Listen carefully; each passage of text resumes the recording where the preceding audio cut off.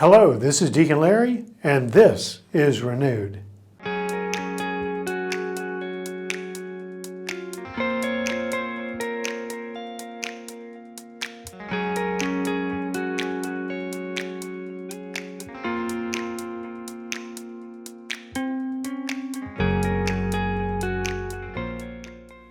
Welcome back. My wife and I last night had the opportunity to watch one of the limited series that is on TV. And it's one that involves all sorts of sort of Catholic imagery. And along the way, the question was asked by two characters, what do you think heaven is?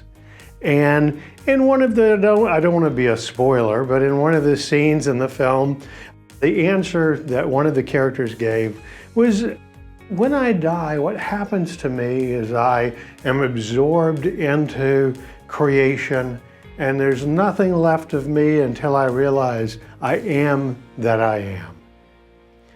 I had to take a second breath because it was such a confusing way to talk about our destiny as God's creatures in whom He takes delight and whom He created to share in His friendship and glory, as we have said so often.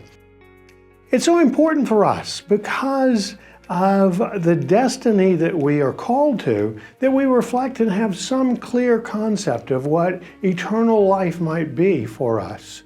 You know, I attend lots of funerals in this ministry, and a common psalm that is read in the funeral vigil is Psalm number 27, and it has this wonderful line in it.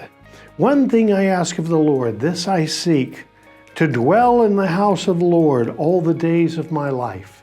And we can hear that, all the days of this life, to dwell here in the church, or to dwell in creation, God's loving gift to all of us, or ultimately to dwell in the house of the Lord for eternity. To think about dwelling in the house of the Lord, what does that mean for us? Well, the one thing that we can be assured of, St. Paul tells us, eye is not seen, ear is not heard, the wonders that God has conceived for those who love Him. Those who are called to eternal life, that we can't imagine the wonder of what heaven can be. But we know this, if we're made in the image and likeness of God, in the relational way of the Father's love of the Son and the Father's love of the Spirit, and we are drawn into that love, we know that heaven will be communal, societal. It won't be individual. It won't be like that Robin Williams film of a number of years ago where people sort of imagined and created their own heavens. Rather, our catechism says it like this. Heaven is the ultimate end and fulfillment of the deepest human longings, the state of supreme and definitive happiness. Happiness, we know, we don't have alone. Happiness is always shared. It goes on, this will be brought about by a perfect communion with the Holy Trinity, the Blessed Mother, the angels and saints. Jesus opened heaven to us by His death and resurrection, and so made it an opportunity for us to look forward to longing not to a place where we'll be alone in some sort of gray-shaded river of Styx, as it used to be in the Greek mythology. Rather, a place of joy, a place of communion, a place where we really are able to enjoy all that God has intended for us in His love and our love for Him.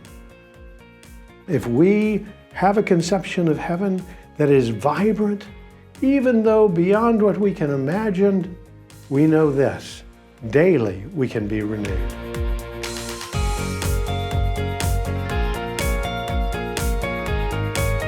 Please like, subscribe, or comment below.